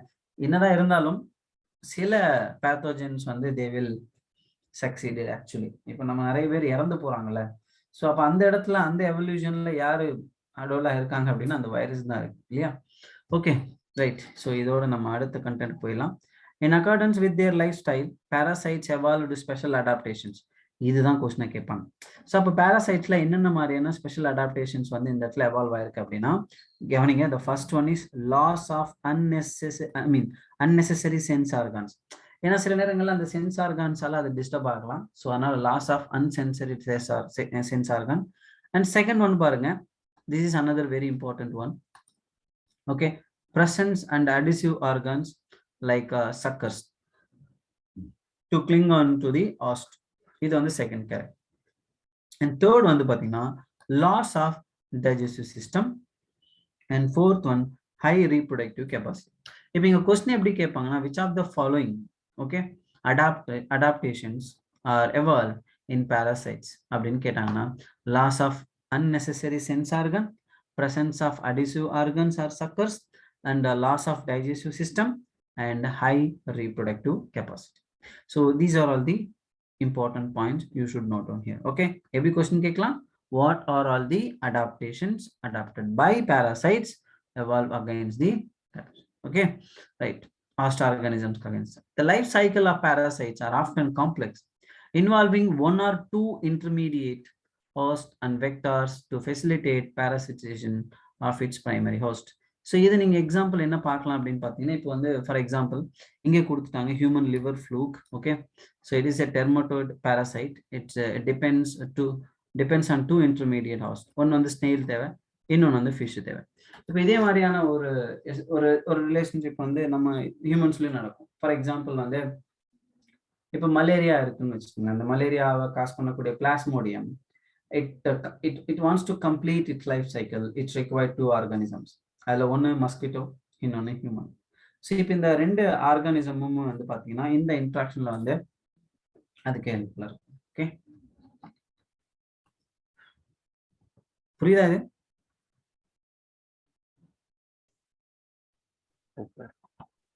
Okay. Yes, sir. So next வந்து parasites நம்ம ரெண்டு விதமா எடுத்துக்கலாம், ectoparasites and endoparasites.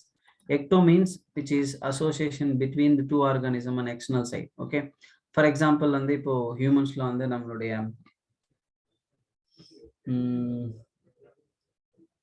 எக்டோபாராசைட்ஸ் ஹியூமன்ல ஏதாவது எக்ஸாம்பிள் சொல்லுங்க. ஏன் கொடுத்துட்டாங்கல்ல, lice on humans and ticks on dogs கொடுத்துருக்காங்க. ஓகே, இந்த எக்ஸாம்பிள் எடுத்துக்கலாம். செகண்ட் வந்து பார்த்தீங்கன்னா அதுவும் வரும், அதுவும் தான்.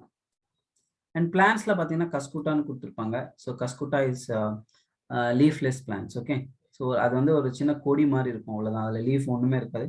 ஒரு எல்லோ கலர் த்ரெட்டை வந்து நீங்கள் ஒரு மரத்தை சுற்றி வச்சிருந்தா எப்படி இருக்குமோ அப்படி இருக்கும் அது. ஓகே, ஸோ கூகுள் பண்ணி பாருங்க, தெரியும் அதனுடைய ஸ்ட்ரக்சர் உங்களுக்கு. Okay, so parasite plants that is commonly found growing on hedge plants and has lost its chlorophyll and leaves in the course of evolution. Okay, right. It derives its nutrients from the host plant, which is parasite. So இதை நம்ம இன்னொரு எக்ஸாம்பிளா பார்க்குறோம், endoparasites பார்க்குறோம்.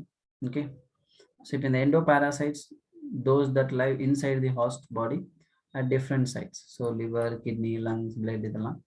Okay, so இது எல்லாருக்கும் தெரிஞ்சிருக்கும். இதில் நம்மளுடைய ரவுண்ட் வார்ம் இந்த மாதிரியான நெமட்டோட்ஸும் இதில் வரும்.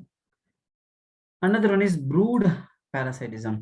ஸோ இது நம்ம ரொம்ப ஃபெமிலியரான ஒன்று, இந்த குயில் இருக்குல்ல, குக்கு. ஸோ அது வந்து தன்னுடைய எக்ஸை வந்து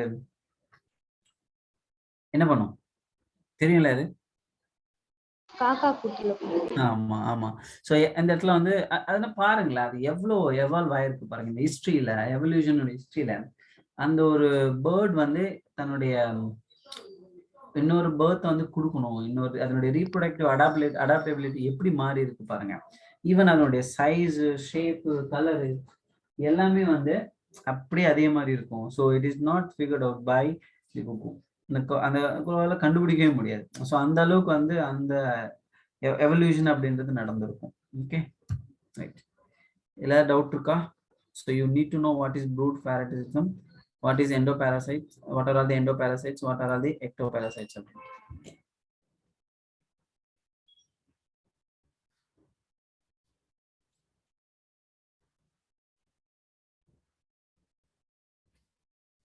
ஏதாவது டவுட்னா சொல்லுங்க, இதை நம்ம அடுத்து பார்க்கலாம்.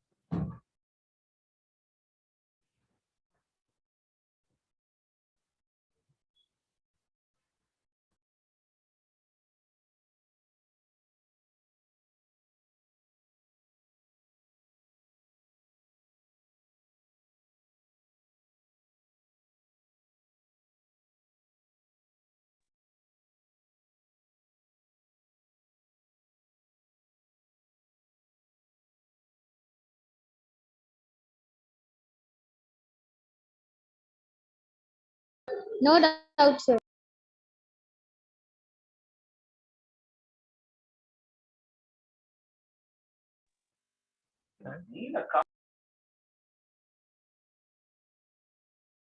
அடுத்து பார்க்கலாமா?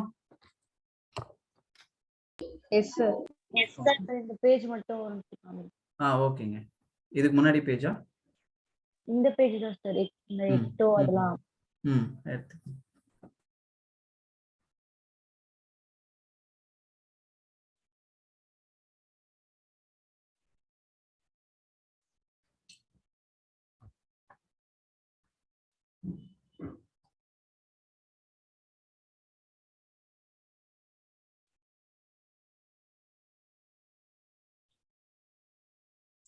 முடிச்சிட்டீங்களாமா அது? சாரி, நான் பாட்டு ரொட்டேட் பண்ணிட்டேன்.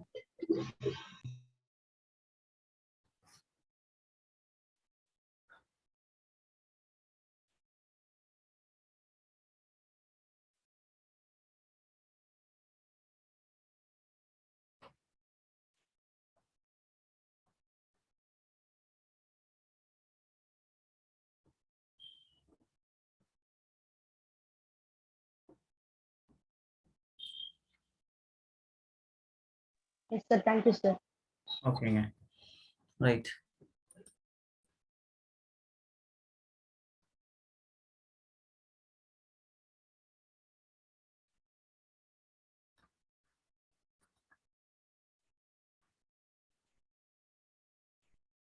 Okay, so next one is computation.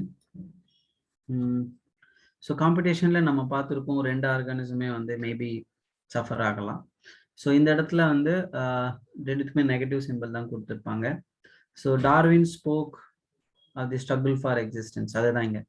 So ஒரு பர்டிகுலர் ரிசோர்ஸஸ்க்காக எப்படி 2 ஆர்கானிசம் வந்து காம்படிஷன் நடக்கும். ஸோ அந்த காம்படிஷனில் மேபி ஒரு ஆர்கானிசம் வந்து இறந்து போகலாம், இன்னொன்று ஆர்கானிசமும் மேபி அந்த ரெண்டுமே வந்து இன்ட்ராக்ட் ஆகுறதுல ஏதோ ஒரு இடத்துல வந்து இன்ட்ராக்ட் ஆகும்போது இறந்து போகலாம் ரெண்டுமே. ஸோ அதுக்கான எக்ஸாம்பிள்ஸ் இங்கே கொடுத்துருப்பாங்க. அந்த எக்ஸாம்பிள்ஸ் மட்டும் நான் ஹைலைட் பண்ணுறேன், அது மட்டும் நோட் பண்ணிக்கோங்க. Okay, in some shallow South American lakes, visiting flamingos and resident fishes compete for their common food, zooplankton. So அந்த லேக்ல zooplankton இருக்கு. அங்கே வந்து அங்கே இருக்கக்கூடிய ரெசிடென்ட் ஃபிஷ்ஷும் அதை தான் சாப்பிடணும். பட் அங்கே மைக்ரேட் ஆகி வரக்கூடிய ஃப்ளெமிங்கோஸும் அதை தான் சாப்பிடும். அப்போ இந்த இடத்துல இன்ட்ராக்ஷன் அப்படின்றது, இந்த காம்படிஷன் அப்படின்றது இந்த ஃபிஷ்ஷுக்கும் ஃப்ளெமிங்கோக்கு இடையில நடக்கும். ஓகேவா, இதுல ரெண்டுமே பாதிப்படையலாம். அண்ட் நெக்ஸ்ட் ஒன் இங்க எக்ஸாம்பிள் என்ன கொடுத்துருப்பாங்க அப்படின்னு பாத்தீங்கன்னா, இங்க பார்ப்போம். ஓகே, தி அபிங்டன் டார்டாய்ஸ் இன் Galapagos Island. இந்த எக்ஸாம்பிள்ஸ் எல்லாம் கொஞ்சம் குயிக்கா note பண்ணிக்கோங்கம்மா. Abington tortoise in Galapagos Island became extinct within a decade after goats were introduced on the island. அப்ப இங்க Abington tortoiseம் goatsம் மட்டும்தான் இந்த இடத்துல இன்ட்ராக்ட் ஆகுது. அதுல ஒரு சில ஆர்கானிசம்ஸ் இறந்தது. another evidence வந்து நம்ம என்ன பார்க்கறோம்னா காம்படிட்டிவ் ரிலீஸ் அப்படின்ற வார்த்தை யூஸ் பண்றோம். ஸோ அப்போ இந்த காம்படிட்டிவ் ரிலீஸ் அப்படின்றது என்னன்னு கொஸ்டின் கேட்கலாம். So another evidence for the occurrence of competition in nature comes from what is called competitive release. Okay, abdinana a species whose distributed and restricted to small geographical area because of the presence of competitively superior species is found to expand its distributional range and dramatically when the competing species is experimentally removed. Okay, இது வந்து ஒரு சின்ன experiment மூலமா நம்ம பார்க்கலாம். Cornell's elegant field experiment. Note down the name. Cornell's elegant field experiment shows that on the rocky sea coast of Scotland. So Scotland இருக்கக்கூடிய ஒரு கடற்கரையில a larger and competitively superior barnacles. அதுக்கு என்ன பேர் அப்படின்னா balanus வந்து சொல்றாங்க இந்த இடத்துல. They dominates the intertidal area and which excludes the smaller barnacle Cathameles. So இந்த ரெண்டு barnacles இடையில சண்டை நடக்குதுன்னு வச்சுக்கோங்க, காம்படிஷன் நடக்குது. காம்படிஷன்ல இந்த இடத்துல வந்து அதனுடைய நம்பர்ஸ் வந்து டோட்டலா குறைஞ்சிருக்கும் அப்படின்றத எக்ஸ்பிளைன் பண்ணியிருப்பாங்க. ஸோ கார்னல்ஸ்னுடைய ஃபீல்டு எக்ஸ்பெரிமெண்ட் அப்படின்றது எதுக்கானது அப்படின்னா காம்படிஷனா எக்ஸ்பிளைன் பண்ணும். அதே மாதிரி காஸ்னுடைய காம்படிட்டிவ் எக்ஸ்க்ளூஷன் பிரின்சிபல் அப்படின்றத சொல்லியிருக்காங்க இந்த இடத்துல. Okay, states that two closely related species competing for the same resources they cannot coexist indefinitely and the competitively inferior one will be eliminated. So எது இன்ஃபீரியரா இருக்கோ அது அங்கிருந்து எலிமினேட் ஆயிடும், எது சுப்பீரியரா இருக்கும் அது அந்த இடத்துல இருந்து அடுத்தடுத்து எவால்வ் ஆகிட்டே இருக்கும். ஸோ இதுக்கு பேர் தான் ரிசோர்ஸ் பார்ட்டிஷனிங். இருக்கக்கூடிய ரிசோர்ஸை ப்ராப்பரா பார்ட்டிஷன் பண்ணும்போது they may not extend, they will be exist. So இந்த பாயிண்ட் தான் இங்க யூஸ் பண்ணியிருப்பாங்க. And last on the MacArthur showed that 5 closely related species of warblers. இங்க warblers அப்படின்றது என்ன, பேர்ட்ஸ் ஆக்சுவலி. ஸோ அது ஒரு மரத்துல வளர்ந்துட்டு இருக்குன்னு வச்சுக்கோங்களேன். அந்த மரத்துல இருக்கக்கூடிய ஃப்ரூட்ஸ் சாப்பிட்றதுல அதுக்கு ஒரு காம்படிஷன் இருக்கு. ஸோ அந்த காம்படிஷன்ல யார் வந்து அதிகமா வந்து அந்த ஃப்ரூட்ஸை சாப்பிட்றான் அப்படின்னு நினைக்கும் போது அந்த எல்லா ஃப்ரூட்ஸுமே வந்து வேஸ்டா போயிடலாம் சில நேரங்கள்ல இல்லையா. ஸோ அதனால அது ரெண்டுமே இறந்து போறதுக்கும் வாய்ப்பு இருக்கு. ஸோ நீங்கள் இந்த எல்லாமே எப்படி கொஸ்டினை கேட்பாங்கன்னா அந்த பர்டிகுலர் நேச்சுரலிஸ்ட் இல்லை அவங்களுடைய அந்த சயின்டிஸ்டுடைய நேம், அவங்க என்ன கான்செப்ட் எக்ஸ்பிளைன் பண்ணாங்கன்ற பேசிஸ்ல கொஸ்டின் கேட்கலாம். இப்போ ஃபார் எக்ஸாம்பிள் காஸ்னுடைய காம்படிட்டிவ் எக்ஸ்க்ளூஷன் பிரின்சிபல், அதே மாதிரி மெக்கார்த்தருடைய இந்த எக்ஸ்பெரிமெண்ட். ஓகே, ஸோ அதுக்கப்புறம் வந்து கார்னல்ஸ்னுடைய எலிகன்ட் ஃபீல்ட் எக்ஸ்பெரிமெண்ட், இதெல்லாமே காம்படிஷன் அப்படின்ற ஒரு இன்ட்ராக்ஷனை பற்றி எக்ஸ்பிளைன் பண்ணுறதுக்கான different type of interactions. So இதெல்லாம் நமக்கு கொஸ்டின்ஸை எக்ஸ்பெக்ட் பண்ணலாம். ஸோ அதனால இது கிளியரா நோட் பண்ணிக்கோங்க. சார் ரிசோர்ஸ் பார்ட்சிங் நீங்க ரிசோர்ஸ் பார்ட்சிங் ரிசர்வ் பார்ட்டிஷனிங் அப்படின்றது என்னன்னா, இப்போ வந்து ஒரு 10 டைகர்ஸ் இருக்குன்னு வச்சுக்கோங்க. ஸோ அதனுடைய ப்ரே அப்படின்றது வந்து ஒரு 5 டேஸ்ன்னு வச்சுக்கலாம். ஸோ இந்த 10மே இது வந்து ஈக்குவலா வந்து டிஸ்ட்ரிபியூட் பண்ணிக்கிச்சு அப்படின்னா அதுல எந்த ஆர்கானிசமும் வந்து பட்னியால இறந்துறாரு இல்லையா. ஆனா இதுல 2 மட்டும் ரொம்ப டாமினண்டா இருந்து மற்ற 8மே வந்து ரொம்ப சிக்கா இருக்கு அப்படின்னா அப்போ அந்த மீதி இருக்கக்கூடிய 8மே வந்து ஃபுட் இல்லாம அது அந்த இடத்துல இருந்து அது போகலாம். அப்போ பலவீனமா இருக்கு. ஸோ அப்போ இந்த இடத்துல ரிசோர்ஸ் ஷேரிங் அப்படின்ட்டு தான் ரிசோர்ஸ் பார்ட்டிஷனிங் அப்படின்னு சொல்லியிருக்காங்க. Thank you sir. ஓகேங்க, ரைட். அண்ட் இதுக்கப்புறம் ஒரே ஒரு எக்ஸாம்பிள் தான் இருக்கும் இந்த இடத்துல. That is predation. ஸோ நம்ம எல்லாருக்கும் தெரியும் ப்ரிடேஷன் அப்படின்னாவே ஒரு ஆர்கானிசம் பெனிஃபிட் ஆகும், இன்னொரு ஆர்கானிசம் அங்கிருந்து இறங்கும். Okay, that's it.